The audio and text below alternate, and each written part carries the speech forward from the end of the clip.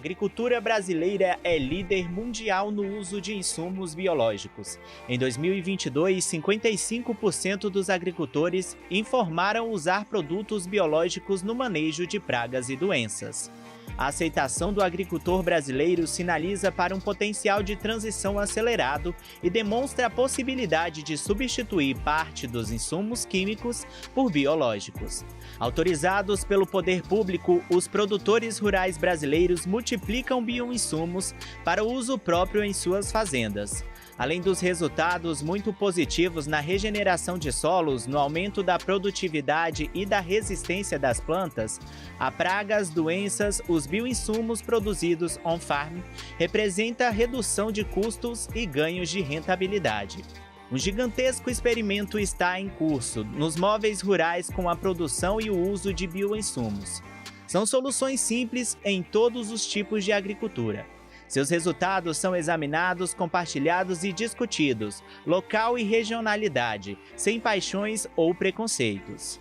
Os grupos de associados da agricultura sustentável, organizados em todas as regiões do Brasil, atestam essa vitalidade e o rigor das avaliações empíricas dos produtos rurais.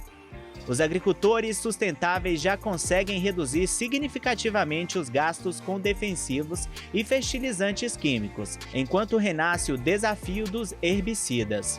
Sobre esse tema da produção e do uso de bioinsumos na agricultura, o pesquisador Evaristo de Miranda conversa com o Eduardo de Souza Martins, biólogo, mestre em ecologia pela Universidade de Brasília, presidente do IBAMA em 2 ocasiões, produtor rural do norte de Minas Gerais e presidente do Grupo Associado de Agricultura Sustentável, GAAS.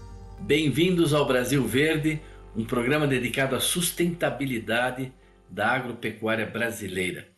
E uma das dimensões em que a agricultura tem ganho muita sustentabilidade é no uso de insumos biológicos, ao invés de insumos químicos, para cuidar dos solos, para cuidar de pragas, cuidar de doenças, e muitos desses insumos produzidos na própria fazenda, como se diz, on-farm. Hoje, praticamente metade dos produtores brasileiros usam algum tipo de insumo biológico. Isso está crescendo, tem um futuro muito interessante, e para falar sobre isso, nós estamos recebendo hoje aqui o Eduardo Martins. Muito obrigado, não é? Ele é presidente desse grupo de agricultura sustentável, que eu estou aqui com orgulho usando uma camisa, e ele aqui também no nosso programa. Bem-vindo ao Brasil Verde, Eduardo. Muito prazer estar com você, muito prazer estar com essa audiência, falar sobre algo que nos apaixona, que nos motiva, que é a agricultura sustentável brasileira. Isso mesmo, é excelente. Acho que é difícil fazer um programa tão no foco do que é o Brasil Verde quanto esse que nós vamos fazer hoje. Mas antes da gente entrar nessa questão dos bioinsumos na agricultura, Eduardo, conta para quem está nos assistindo um pouco a sua história. Você é de família rural? Você produz alguma coisa? Conta um pouco como é que é a sua vida, onde é que você chegar até presidir esses grupos de agricultura sustentável no Brasil? Na realidade, a faixa da idade que eu tenho, né, em torno de 60, 70 anos, todos somos de origem rural. Meus pais vieram para a cidade ainda jovens, né, mas com origem rural. Acabei organizando minha carreira na área de biologia, né, como biólogo. Iniciei o curso de agronomia, mas o curso na época era muito fraco, o pessoal confundia pé de laranja com pé de café, eu achei que não era o momento de eu avançar. Mas acabei focando, inclusive, minha preparação na área de pesquisa para trabalhar com agricultura.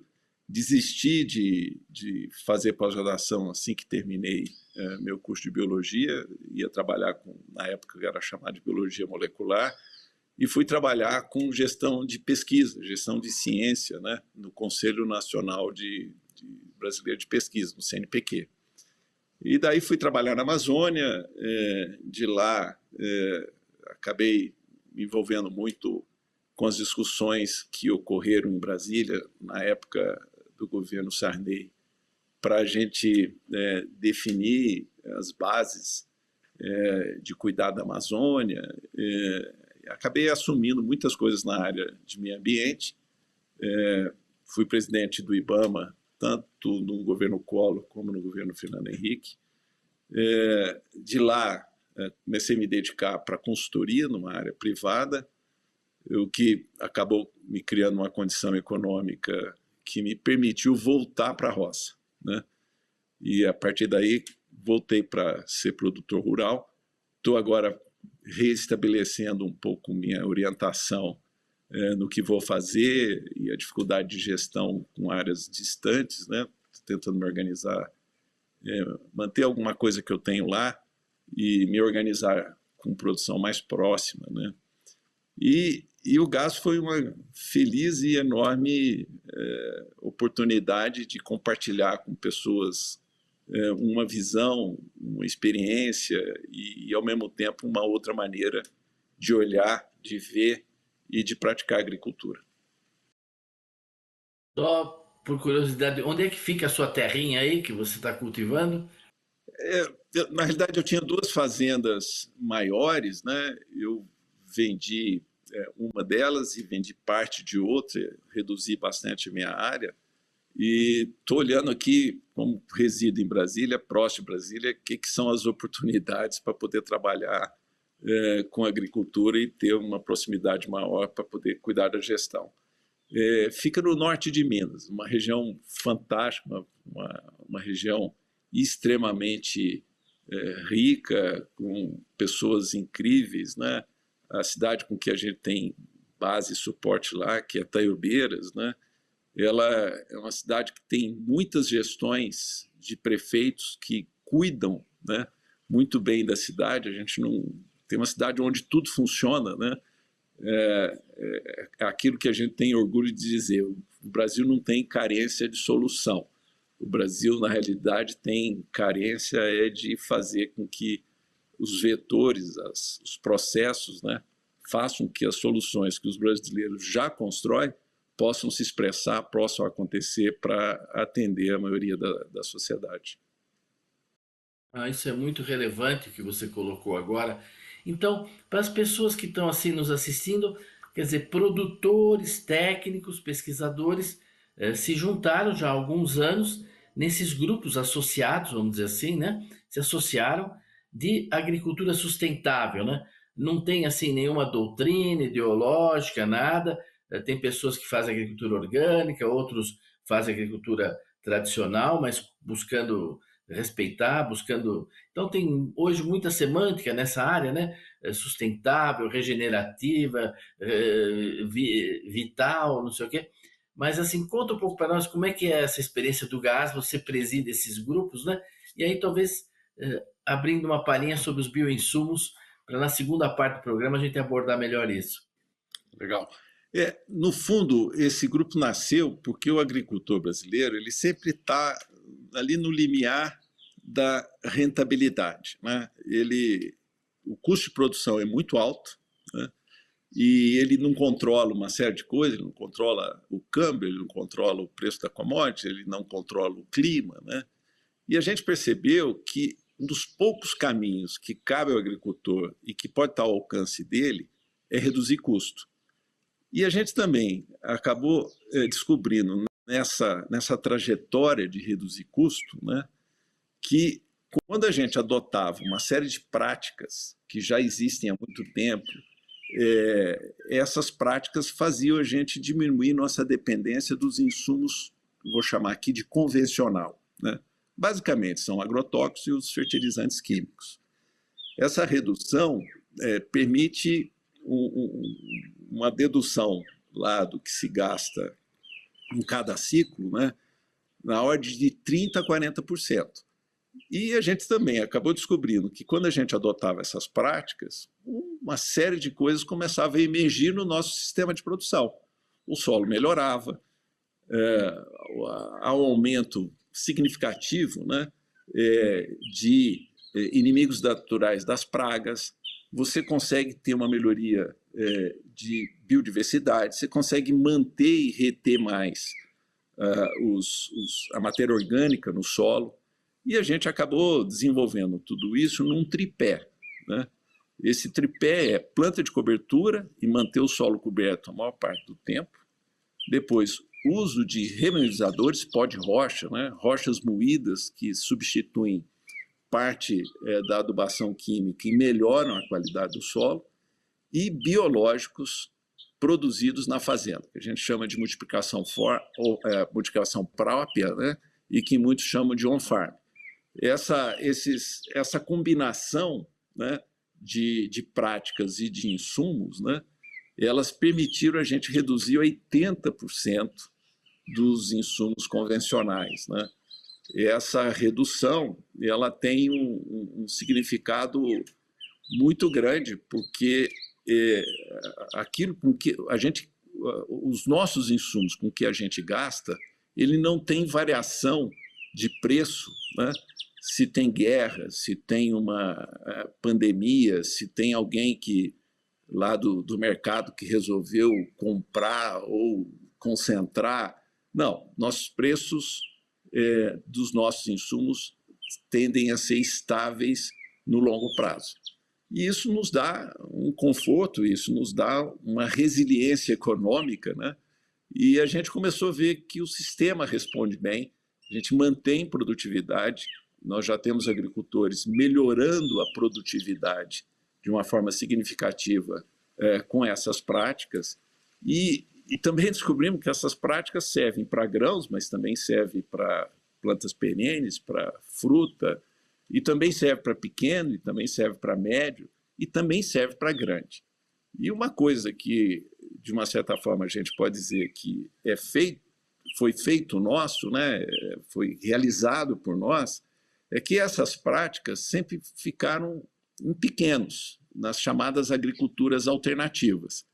Nós conseguimos escalar essas práticas, que a gente pode até chamar de práticas regenerativas, para plantio de larga escala.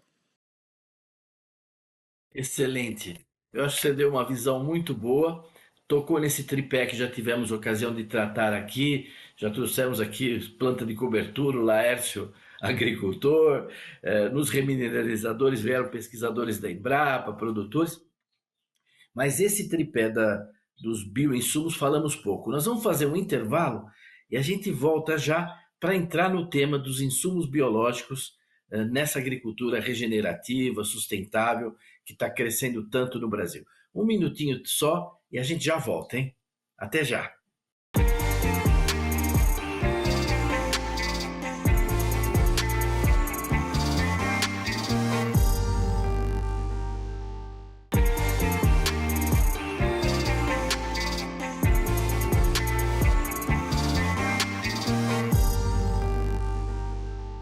Olá, estamos de volta aqui no Brasil Verde conversando com Eduardo Martins, que já foi presidente do IBAMA, já atuou na área de ciência e tecnologia, na Amazônia, produtor rural, mas que hoje preside esses grupos de agricultura sustentável que se desenvolveram em todo o Brasil. Nós falamos na primeira parte de como isso ajudou a reduzir custos, não é?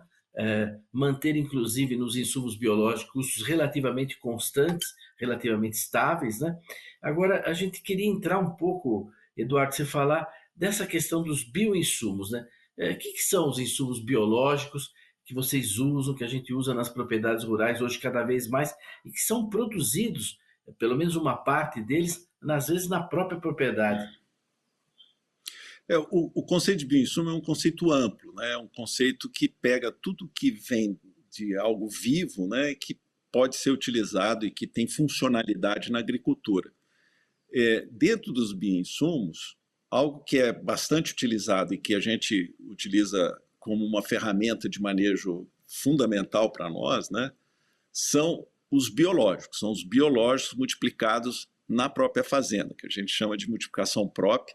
E essa multiplicação gera um produto que não é para comercialização, é para consumo na própria fazenda. Tem dois tipos mais gerais de multiplicação de biológicos. O que a gente chama de multiplicação de comunidade, vários dos exemplos que foram apresentados aí na introdução do programa mostram imagem de multiplicação de comunidades de micro-organismos. Isso é muito interessante, porque o agricultor, para fazer essa multiplicação, vai na área que ele tem natural, essa área de floresta, né? E ele coleta o inóculo ali. E esse inóculo é que ele, através de diversas técnicas, né? Tem várias maneiras de fazer, faz a multiplicação dessa comunidade. E tem também a multiplicação de micro-organismos. Pois não.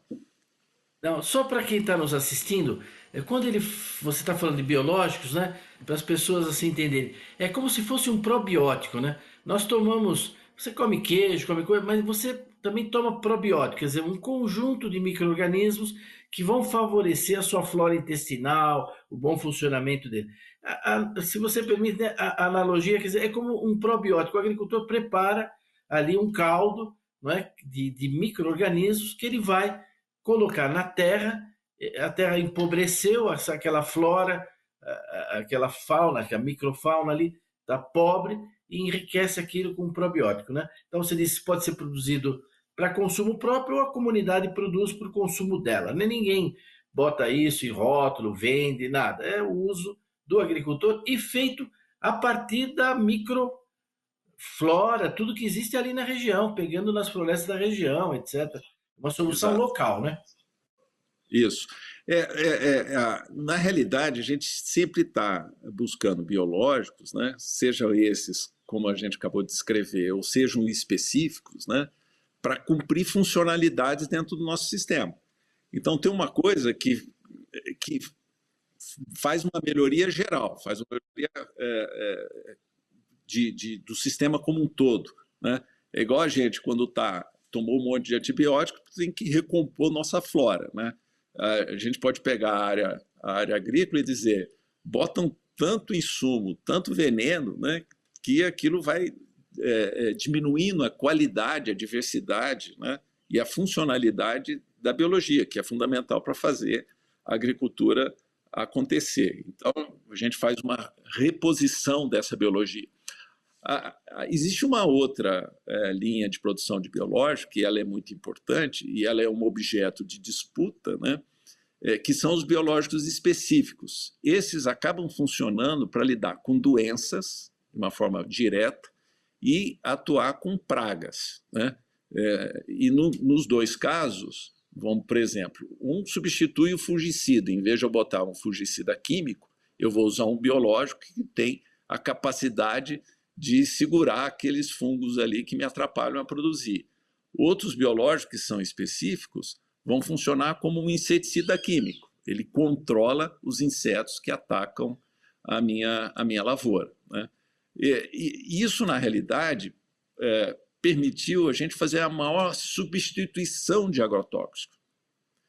Porque na hora que isso funciona, a gente não usa agrotóxico. A gente só usa agrotóxico quando tudo que a gente fez, todo o nosso esforço de controle através dessas práticas não funciona. E isso faz a gente diminuir da ordem de 80% os usos dos agrotóxicos, né? Quer dizer, de novo, se você permite... É base. É base. Se você permite, para quem nos assistindo, é a mesma coisa. Você está com uma inflamação de garganta, alguma coisa, você faz um chá, né? Você pega ali uma planta que você conhece específica para aquilo, a losna, o confrei, o fígado não está bom, é um chá. É claro que pode chegar uma hora que você vai precisar comprar um antibiótico mesmo, vai no médico, ele vai receitar, com receituário, vai ter uma coisa assim. Mas nós também, no nosso cotidiano, não recorremos a antibiótico para qualquer mal-estar, não é? Qualquer infecção, né? Você limpa, põe sal, põe salmoura, põe vinagre, etc.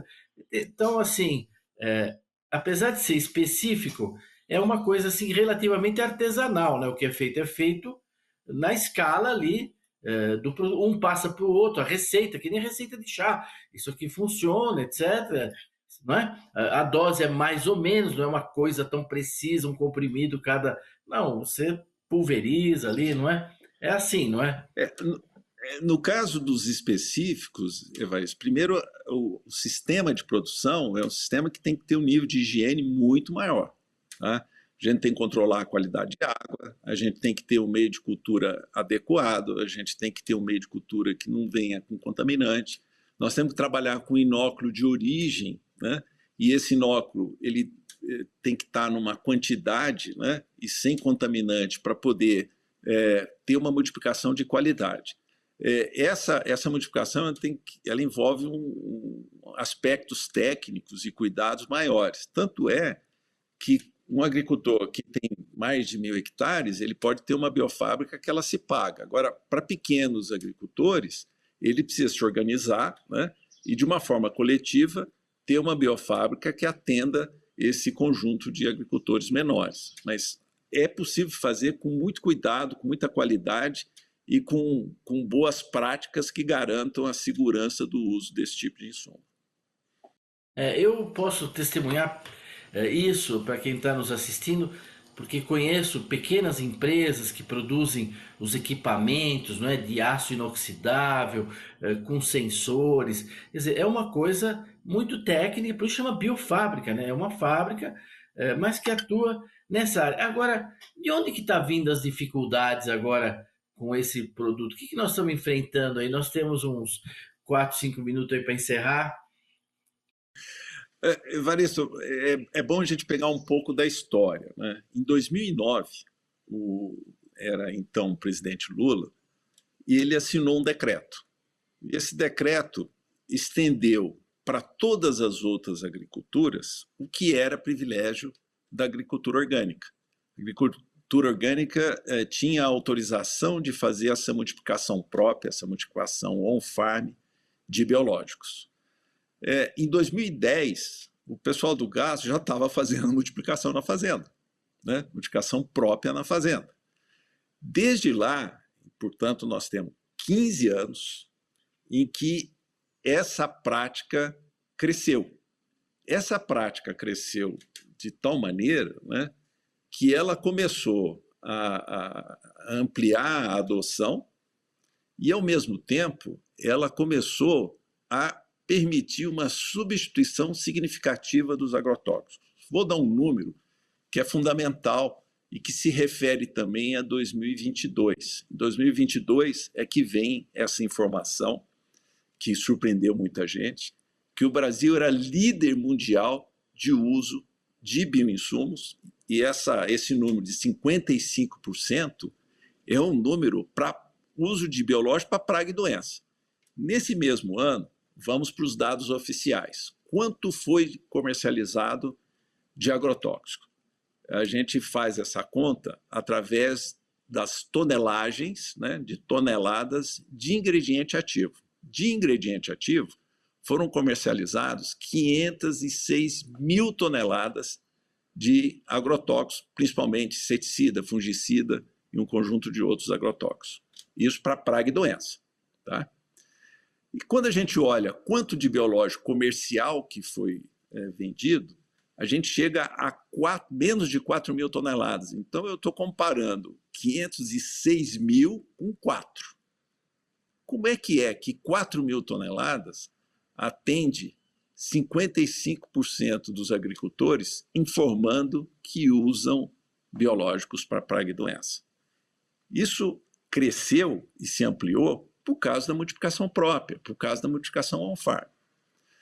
É óbvio que na hora que isso se expressa dessa forma e com essa velocidade, né, quem vende agrotóxico começa a perder mercado e começa a perceber que a velocidade que o Brasil está alcançando para poder adotar os biológicos difere do resto do mundo. O segundo colocado, né, no mundo que adota biológico é a Europa. Tem menos da metade do que esses 55%. Na verdade, tem 23%. A partir daí, a indústria, né, a grande indústria, a indústria que poucos controlam a maioria dos agrotóxicos do mundo, começa a nos atacar.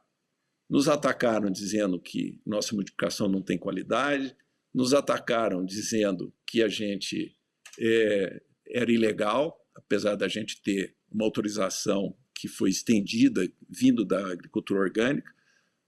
iniciaram denúncias nos ministérios públicos, nos estados onde a agricultura é relevante, e, por fim, conseguiram algo no Senado brasileiro, de uma forma obscura, que é pegar um relatório aprovado para estabelecer a lei, né, a redação da lei, e incluir nos agrotóxicos os bioinsumos, e fazendo com que o agricultor agora tem que cumprir, em termos de regra geral, o mesmo que a indústria para poder fazer sua multiplicação. Coisa que nós temos direito há 15 anos, Evaristo. Aí nós estamos com uma situação que tem que evoluir, né? Não vamos aqui centrar o debate, nosso tempo está até esgotado, mas é muito sério isso, né? Não se pode comparar a indústria com o agricultor, né? Nem nos seus interesses, nem nas suas capacidades, etc., e com todo esse histórico já existente. Eu queria te agradecer, Eduardo, porque o nosso tempo acabou. Você vê, quando a conversa é boa, passa logo, né? Mas eu acho que quem nos assistiu hoje ficou sabendo que a agricultura brasileira está reduzindo os seus custos com a redução do uso de insumos de origem química, não é? Fertilizantes, defensivos, agrotóxicos, etc. Não é? É um movimento muito democrático, né? Os agricultores estão todos participando, mas hoje está enfrentando aí também reações. As pessoas precisam estar alerta, porque isso interessa ao consumidor, o preço do alimento, a saúde dele, diz respeito a tudo isso. Eu queria te passar para a sua palavra final aí. Não, eu agradeço a oportunidade. Nós vamos continuar fazendo a multiplicação própria. Essa é uma conquista do agricultor e a gente tem que fazer Congresso e governo compreender e nos apoiar nesse processo, porque é um bem para a sociedade. Muito obrigado por sua participação. Vamos voltar ainda aqui no programa tratar desses assuntos. Queria agradecer a audiência, vocês que nos acompanharam em mais esse Brasil Verde, e convidá-los a estar conosco a semana que vem para mais um programa sobre a sustentabilidade da agropecuária brasileira aqui no AgroMais, no Brasil Verde. Até lá!